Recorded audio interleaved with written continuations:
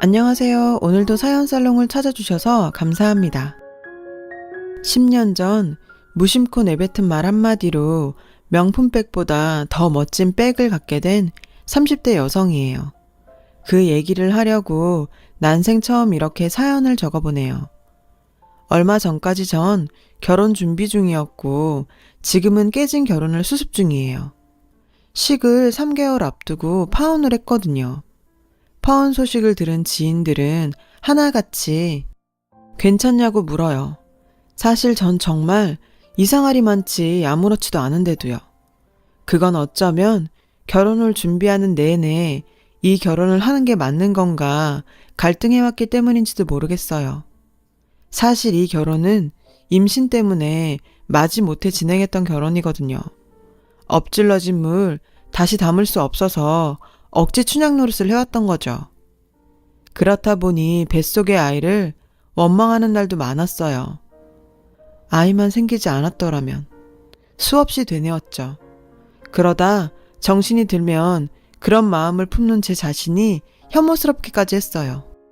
잘못은 저랑 남친이 저질러 놓고 죄 없는 아이 탓만 하는 셈이니까요.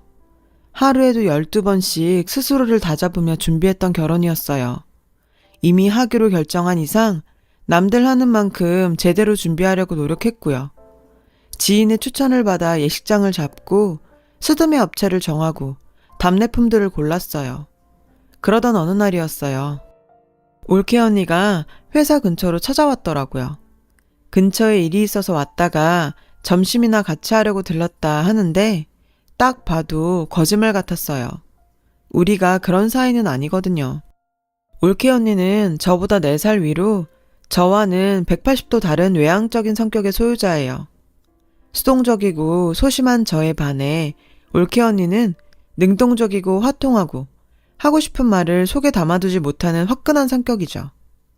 그래서 미운 털도 많이 박히고 오해도 종종 사지만 대신 뒤끝은 없어요. 가족으로 살아온 지 10년이 됐지만 너무 다른 성격 탓인지 우린 물과 기름처럼 지내고 있죠. 그렇다고 서로 앙숙은 아니고 서로한테 터치 없이 가급적 어울리지 않고 지내는 그런 사이요. 그래도 한때는 언니와 제가 한 편을 먹고 엄청난 일을 해놨던 때도 있었어요. 올케 언니가 시집 오고 2년째 되던 해 아빠 제삿날이었죠. 엄마가 제사를 앞두고 손을 다치셔서 올케 언니랑 제가 제사 음식을 준비해야 했어요. 당시 대학생이던 저는 학교도 못 가고 음식을 해야 했고 올케 언니는 회사에 월차를 내야 했고요. 우린 아침부터 양손 가득 장을 봐와선 숨 고를 틈도 없이 달려들어 씻고 다듬고 전 부치고 밥도 굶어가며 밤까지 일했어요. 근데 결과가 어땠는지 아세요? 우리 2사람의 희생에도 불구하고 스포트라이트는 오빠 혼자 받았어요. 엄마한텐 하루 종일 일한 며느리와 딸은 안중에도 없고 일 끝나고 밤늦게 본가러 온 아들만 보였던 거예요. 하루 종일 일하고도 부모 제사까지 챙긴 기특한 자식으로요. 그뿐인가요? 집안 어른들 다들 오셔서 드세요. 맛있게 드시고 우리 아들이 이렇게 열심히 조상님을 모시는데 아프지 말고 승승장구할 수 있도록 조상님들께서 보살펴 주십시오. 아 글쎄 이러지 뭐예요. 올케 언니가 제가 차려놓은 제사상 앞에서 오빠 잘 되라고 비는 게 어딨어요. 기가 막혀서 정말. 생각 같아선 한마디 하고 싶었지만 꼭 참았어요. 그때였어요. 어머님, 이건 좀 아니죠. 이이가 제사상 차렸나요? 음식 만드는데 뭐 한 게 있다고 조상님들께 이이만 잘 되라고 빌어주세요. 아침부터 밥도 굶고 죽어라 일한 건 아가씨랑 저예요. 근데 그런 식으로 말씀하시면 너무 서운하죠. 이럴 거면 처음부터 이이 불러 시키실 일이지. 왜 저랑 아가씨한테 시키셨어요? 계속 이러시면 저 다음부터 일 못해요. 돈 받고 하는 일도 아닌데 영광도 못 누릴 거면 제가 이딴 걸 왜 해요? 올케 언니가 눈 하나 깜빡 않고 저희 엄마한테 조목조목 따지지 뭐예요. 근데 그게 건방져 보인다거나 얄밉다기보단 제 안에 쌓여있던 묵은 채증이 한 방에 쏙 내려가는 것처럼 완전 시원하더라고요. 그래서 덕분에 저도 용기를 내서 한마디 거들었죠. 맞아. 공적은 힘들어 참여한 사람들한테 돌아가는 게 마땅하지. 노력 없이 남자란 이유로 영광만 챙기는 게 말이 돼? 엄마도 그러는 거 아니야. 기껏 일한 사람들 기운 빠지게. 나도 다음부터 일 안 해. 믿었던 딸내미까지 반기를 들자 엄마는 난처한 표정이 됐죠. 내 딸도 이러고 달려드는데 남의 딸을 무슨 빌미로 혼내겠어요. 언니는 쐐기를 박을 생각으로 엄마 들으라는 듯 오빠한테 한마디 했어요. 여보, 다음 제사 때부턴 당신이 월차 내고 당신이 음식해. 당신 아버지 제사잖아. 참, 명절 때도 마찬가지야. 왜 항상 여자만 일을 해야 돼? 밖에서 돈도 같이 버는데. 안 그래요, 어머니? 결국 그날 엄마는 올케 언니랑 저한테 사과를 하셨어요. 그리고 그날 이후 명절과 제사 때는 오빠도 똑같이 음식도 만들고 설거지도 하게 됐죠. 올케 언니와 제가 이룬 업적이라면 업적이죠. 하지만 딱 여기까지였어요. 그날 이후 더 이상의 협공은 없었죠. 만나기로 한 장소로 나가보니 올케 언니가 먼저 와 있더라고요. 언니는 절 보자 대뜸 도살장에 끌려가는 소 같네. 몸도 점점 무거워질 텐데 결혼 준비하느라 바쁘죠? 내가 도울 일 있으면 언제든 얘기해요, 아가씨. 아가씨한테 내가 빚진 것도 있고. 빚이요? 올케는 피식 웃더니 나 처음 인사드리러 왔을 때 기억 안 나요? 10년 전. 그러니까 오빠가 결혼 상대자로 올케 언니를 집에 데려온 날이었어요. 부모님께 결혼 허락을 받으러 왔다고는 하지만 이미 임신 5개월에 접어든 상태로 결혼을 앞둔 형식적인 방문에 불과했죠. 우리 엄마는 시종일관 못마땅한 표정이었어요. 대놓고 말씀은 안 하셨지만 여자가 몸 간수 잘못해 벌어진 일로 치부하는 분위기였어요. 엄마는 아침 드라마 속 못된 시어머니처럼 올케 언니를 향해 가시돋은 말을 내뱉었죠. 요즘엔 혼수 대신 손주라고 한다지만 그게 내일이 될 줄은 몰랐네. 에휴.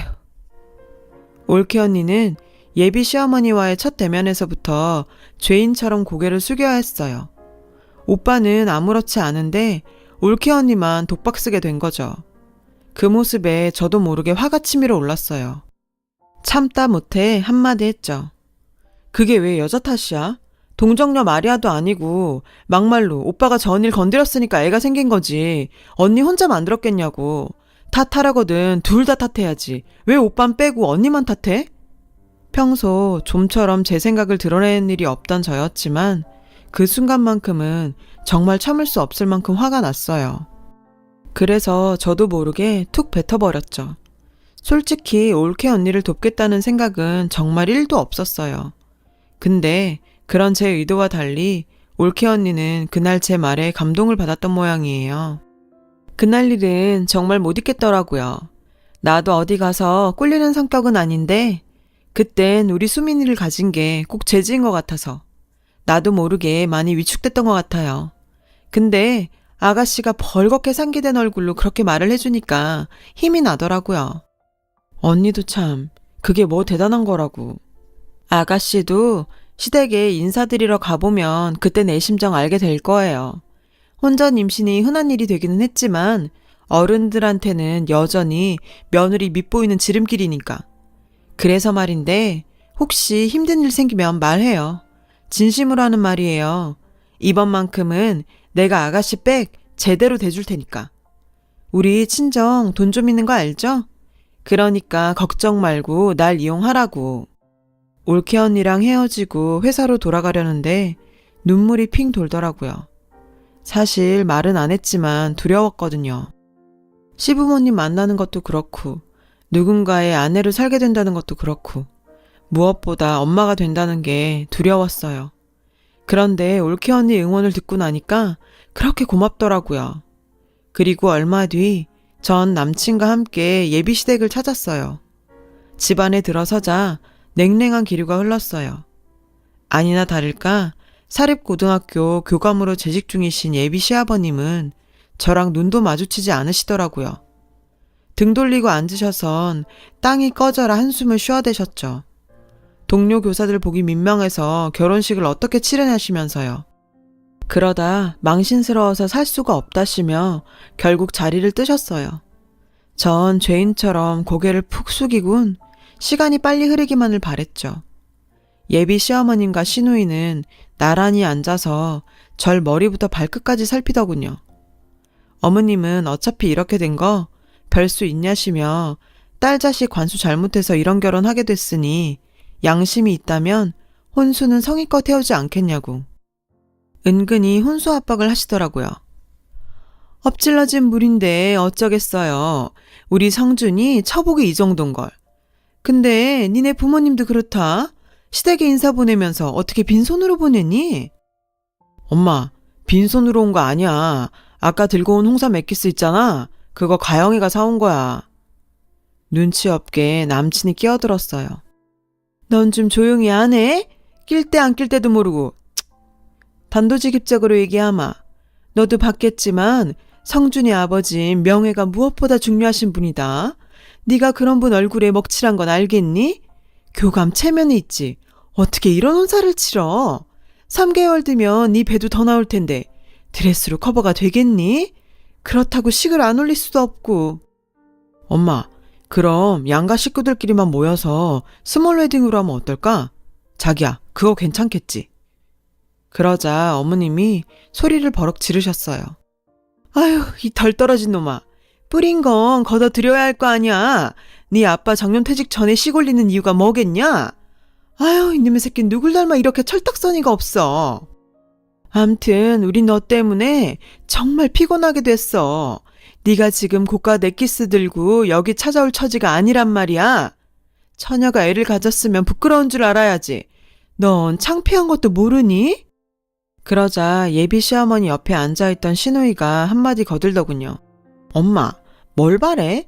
생각이 있으면 배불러서 저러고 인사 왔겠어? 근데 임신 3개월이라더니 엄청 불렀는데? 설마 저 배에 다 살이야? 대박! 만삭대 되면 장난 아니겠다. 오빤 저런 여자가 뭐가 좋다고. 어후. 아, 기가 막혀. 아니, 누가 누구 살을 흉봐? 딱 봐도 88은 넘어 보이는 게. 저요, 평소 5 입고요. 지금은 살이 약간 붙어서 66 입지만 정확히 5 반밖에 안 된다고요. 근데 살이 어쩌고 어째? 살면서 이런 수모는 처음이었어요. 결혼 전에 애를 가진 건 분명 잘못이라고 쳐요.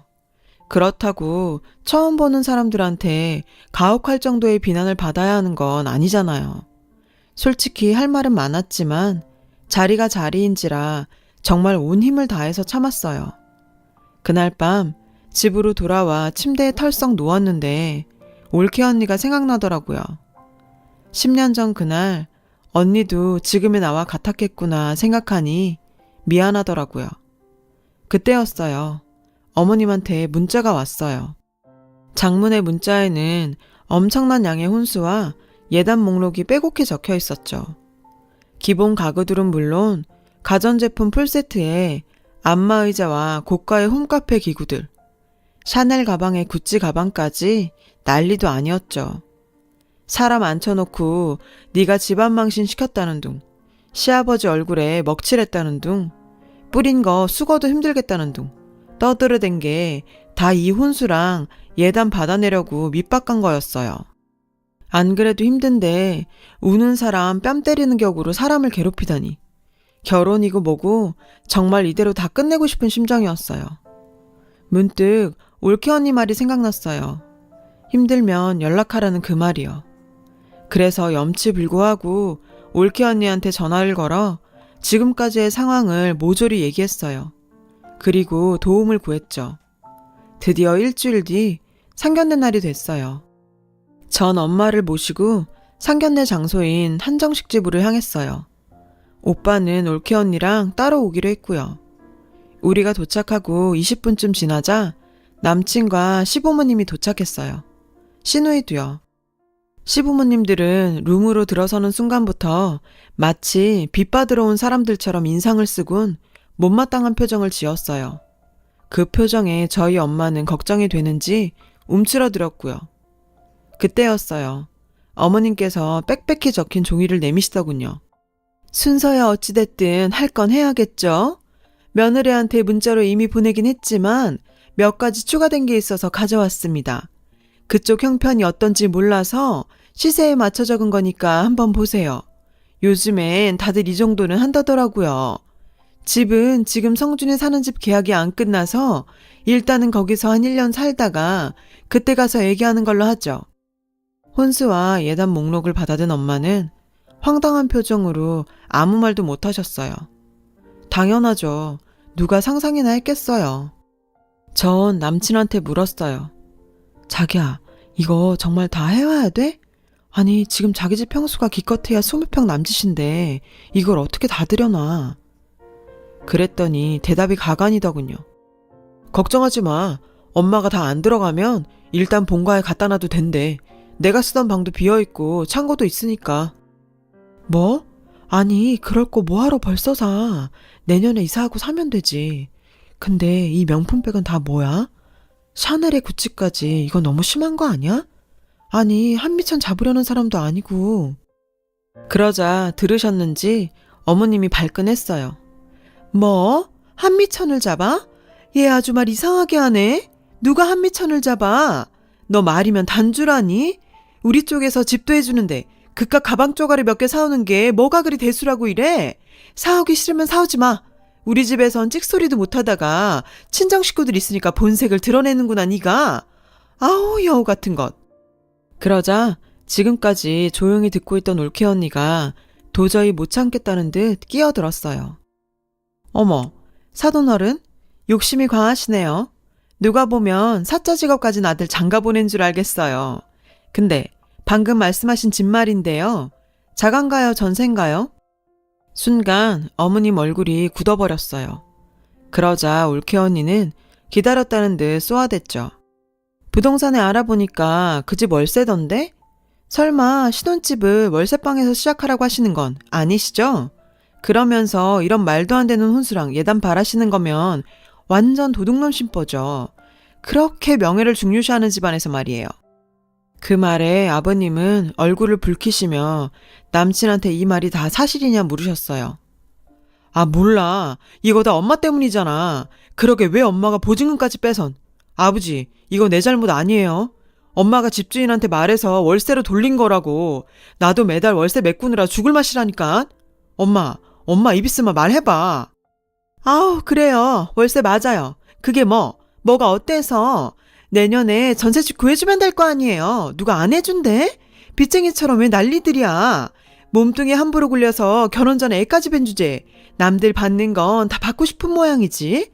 예전 같았으면 창피해서 고개도 못 들고 다닐 것들이 어디서 닥달은? 딸 자식 교육도 제대로 못한 주제. 사돈, 그러는 거 아닙니다. 창피한 줄 아세요. 그 순간 올케 언니는 명품백 속에서 누런 서류 봉투를 꺼냈어요. 적반하장도 유분수지. 정말 너무하시네요. 누가 누구 보고 딸 교육 못 시켰다는 거예요?